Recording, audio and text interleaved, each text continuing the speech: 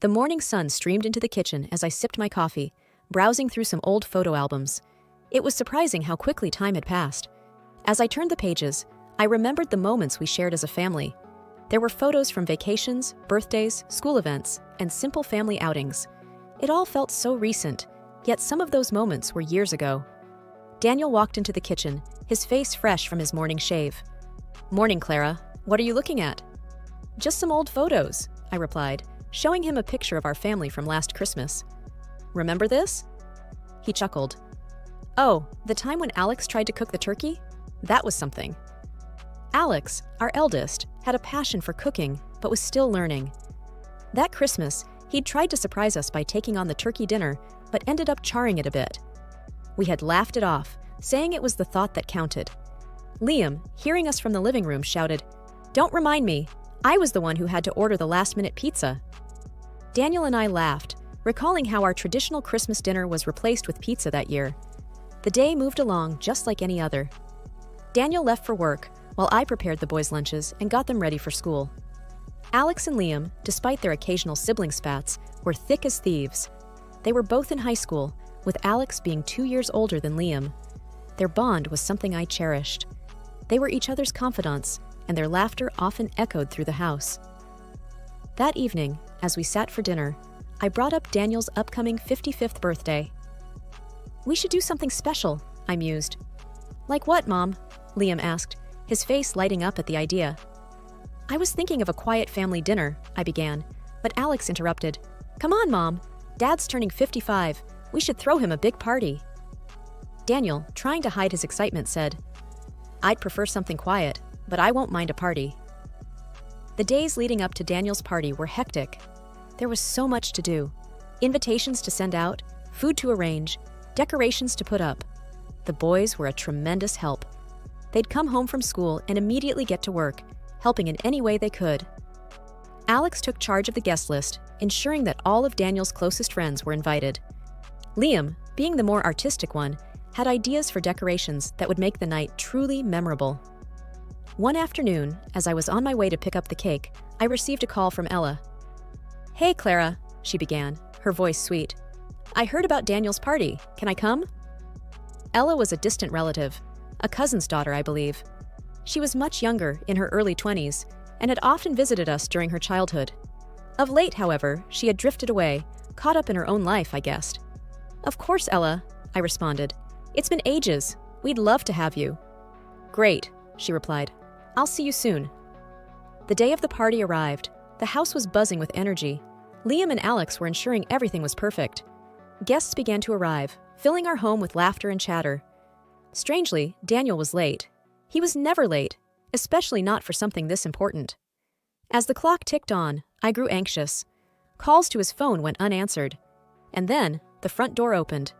But instead of a cheerful Daniel ready to be surprised, he walked in with Ella on his arm. The room went silent. The jovial atmosphere vanished in an instant.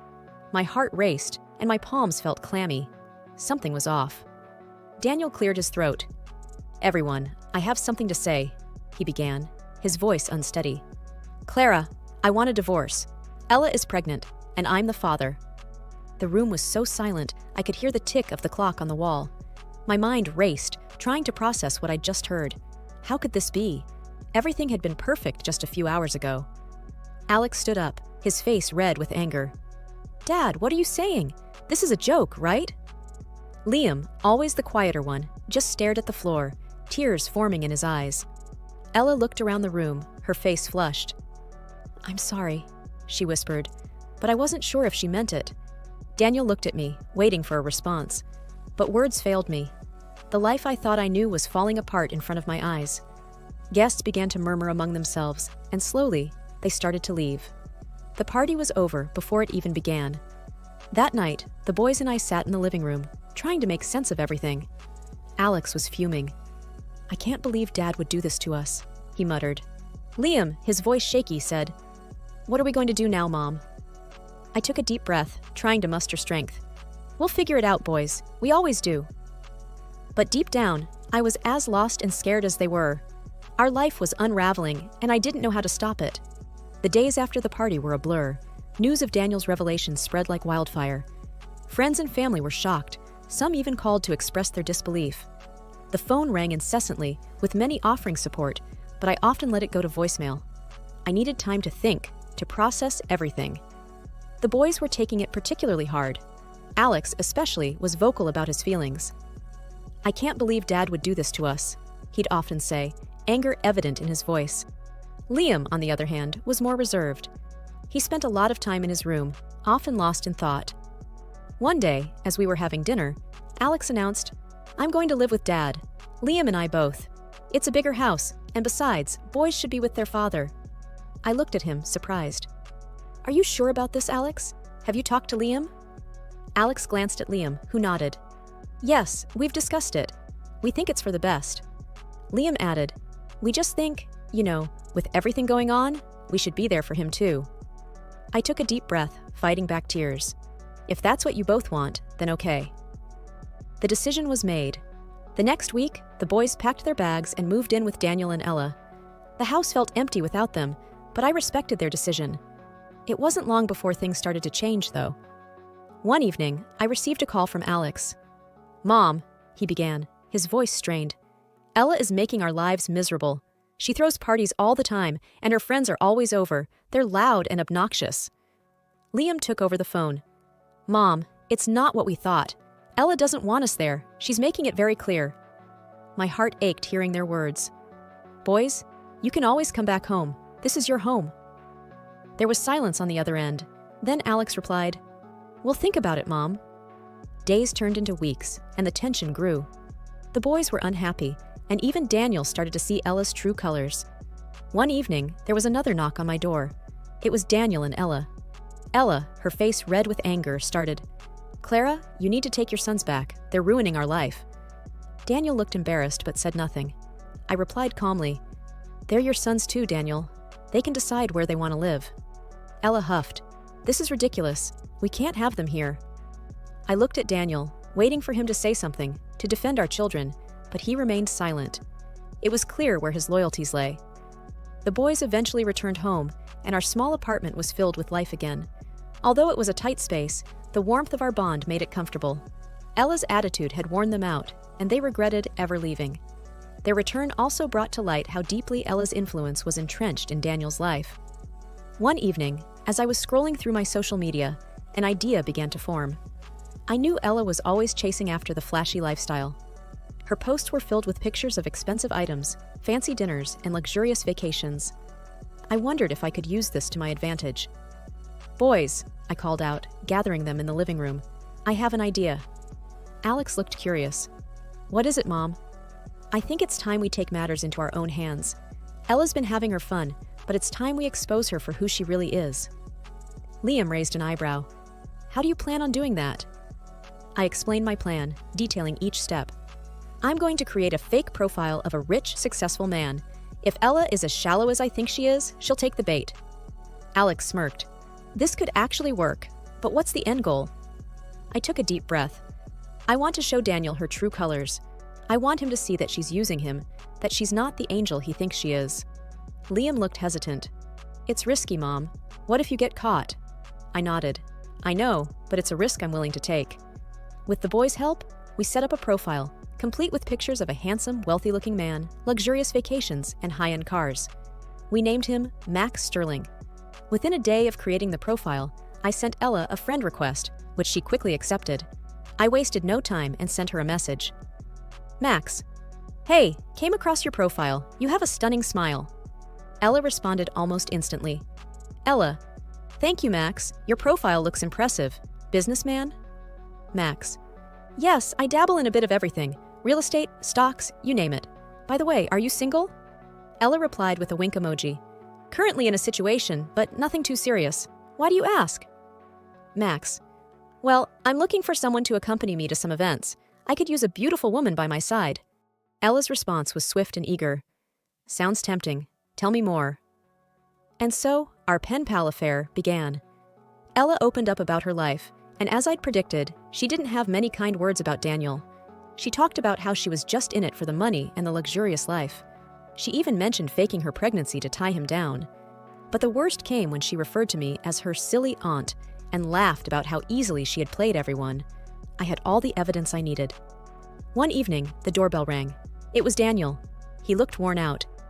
"Clara, can we talk?" he asked, his voice breaking. I let him in. We sat in silence for a while. Finally, he spoke. "I think I made a mistake. Ella is different." I smirked. "Oh, you have no idea." We gathered in the living room of the house I once called home. The heavy drapes held back the evening sun, casting the room in a subdued light, matching the somber mood. Daniel looked apprehensive, constantly glancing at the front door. The boys sat rigidly, their faces reflecting a mix of anger and anticipation. Ella entered, her confident demeanor suggesting she was expecting a very different gathering. "What's all this?" she questioned, her eyes narrowing as she scanned the room, landing on me. Before anyone could reply, Daniel, with a newfound courage, handed her the tablet. "You should see this." She frowned, scrolling through the conversation. Her confident stance faltered, replaced with growing panic. She looked up, her gaze darting between Daniel and me, realizing she had been caught. "Is this your doing?" she spat, directing her anger at me. Ignoring her accusation, I asked calmly, "Is it true, Ella? Were you just using Daniel for his money? And the pregnancy?" She laughed, though there was no humor in it. "Why should it matter? He was an easy target." Alex, unable to contain his anger, shot up. "You played with our lives for your own selfish reasons." Ella smirked. "Should have kept your noses out of my business then."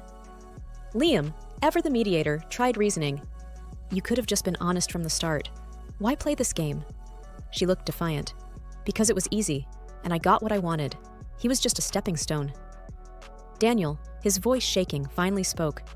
"Did you ever care about me? Even a little?" She shrugged nonchalantly.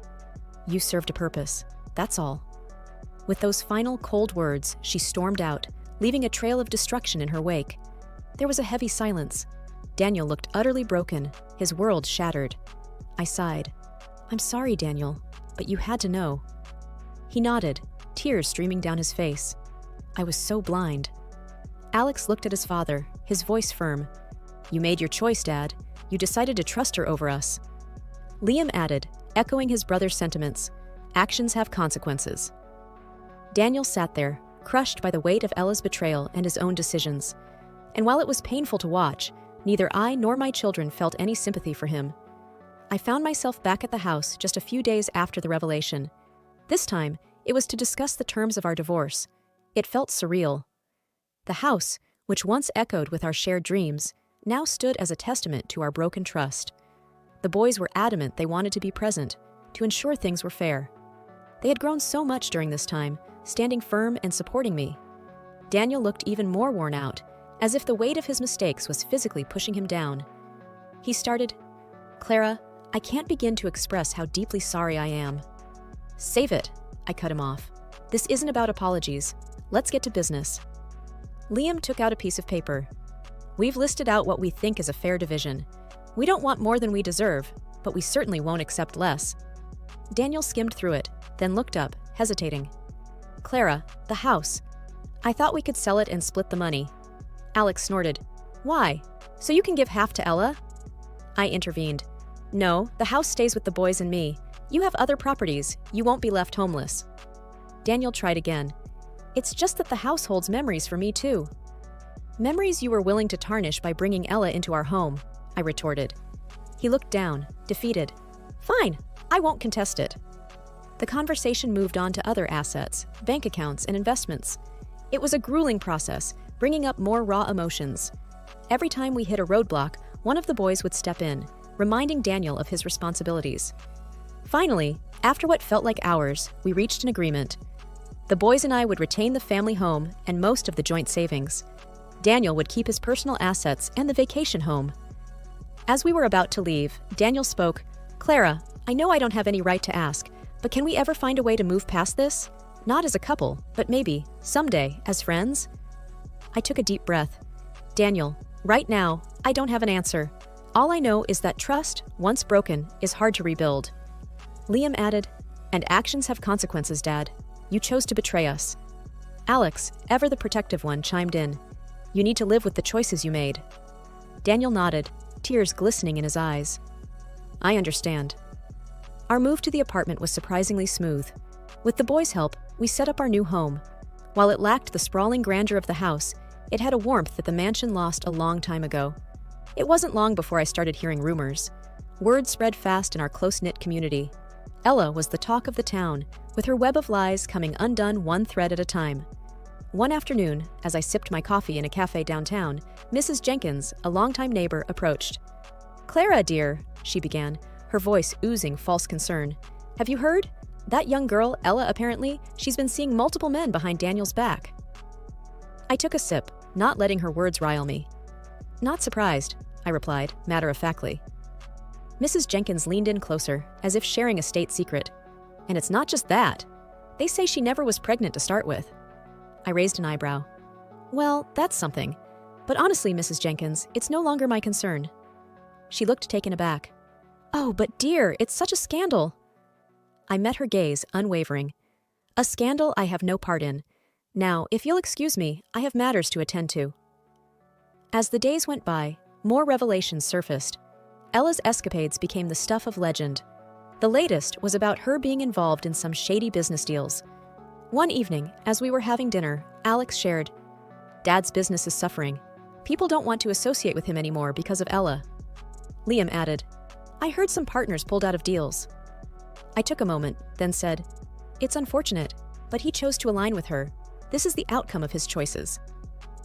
The doorbell rang, disrupting our conversation. To our surprise, it was Daniel. "Clara," he began, "I need to talk." I nodded. "Fine, but keep it brief."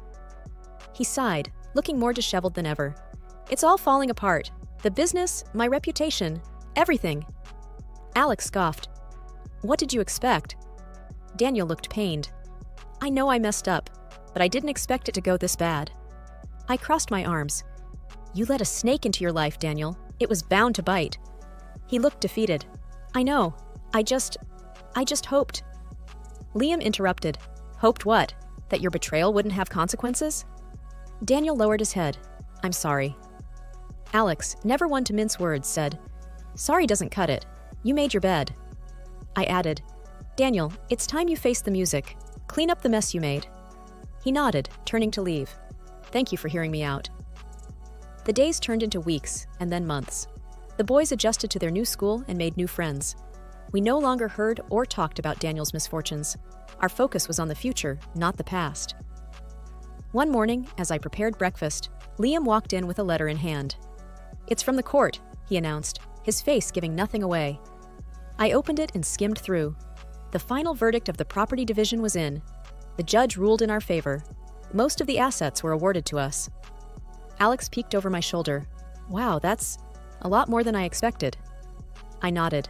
"Yes, but remember, material possessions are fleeting. Our real wealth is here," I said, tapping my heart, "with family." Liam smiled. "Couldn't agree more, Mom." The doorbell rang, and Alex went to answer. It was Mr. Wilson, our former gardener from the mansion. He looked different, happier. "Clara, good to see you. I brought you these."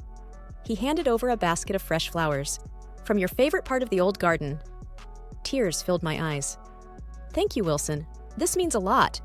He grinned. "I heard about the verdict. I'm glad justice prevailed." I nodded. "Thank you for sticking by us, even after everything." He waved it off. "You were always kind to me. Besides, everyone knew what Ella was about.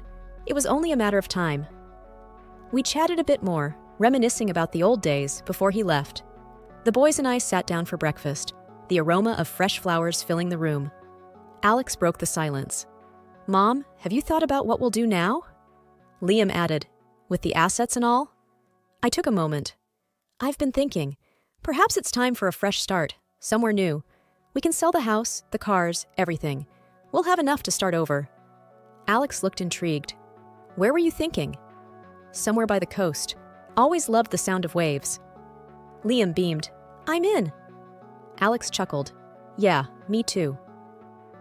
We started planning our move. A new place, away from the shadows of our past. It was exhilarating. A few weeks later, we packed our bags and headed to our new home. A quaint house overlooking the sea, where mornings started with sunrises and nights ended with the soothing sounds of waves. One evening, as the sun painted the horizon in hues of gold, Liam joined me. "You know, Mom, this is the best decision we ever made."